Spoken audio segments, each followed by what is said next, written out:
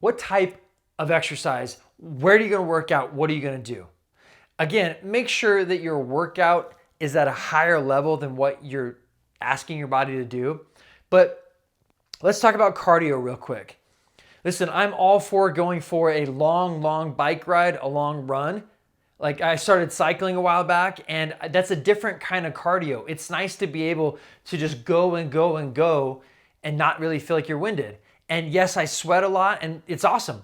Great benefit. The other kind of cardio is something that is more high intensity. It's more intense. So jujitsu, sparring, boxing, jumping rope, box jumps, sprints. Listen, there's a lot of value in pushing it really hard for a short period of time. It's two different types of cardio. I would challenge you that if you really want to be in great shape, you wouldn't do just one or the other. If you really want to be in great shape, you would have at least one day a week where you're doing long distance cardio, and then you'd have one day a week where you're doing sprints, you're fighting something or somebody, and you're having that like all out and then rest, all out and rest. Trust me, it is two completely different things. And if you're talking about just body composition, right? You do not get a nice butt by riding a bike forever or running a long ways. You get a nice butt by doing explosive exercises, sprints, box jumps, those kind of things, squats, right? Look at the body of a marathon runner versus a sprinter. Both are pretty lean.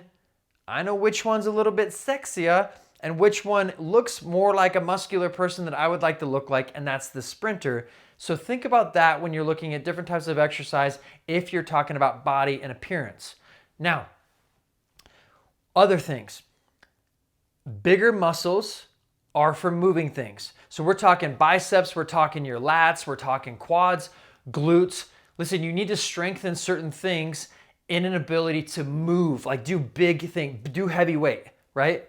I'm not saying you lift heavy weight. I'm saying certain muscles need to be able to get stuff done. And those muscles need to be trained, for example, 3 sets of 10, 3 sets of 12, pretty decently heavy weight. Whereas if you're talking about something that needs to be more stable, your core, your obliques, the little muscles in your spine, your rotator cuff muscles, things like that need to be trained in an endurance manner.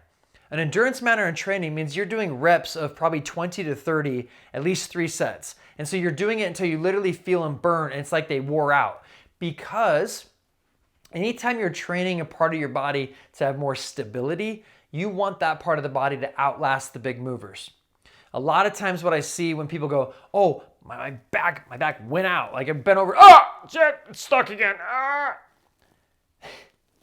That's because the big movers reacted and the little stabilizers were too fatigued to stabilize. So when the big movers moved, you had what's called a micro tear. When you have a micro tear in a muscle, no one's gonna see it with imaging at all, but your body's gonna bring a massive amount of inflammation to try to stabilize the area so you don't do something stupid. With that comes pain.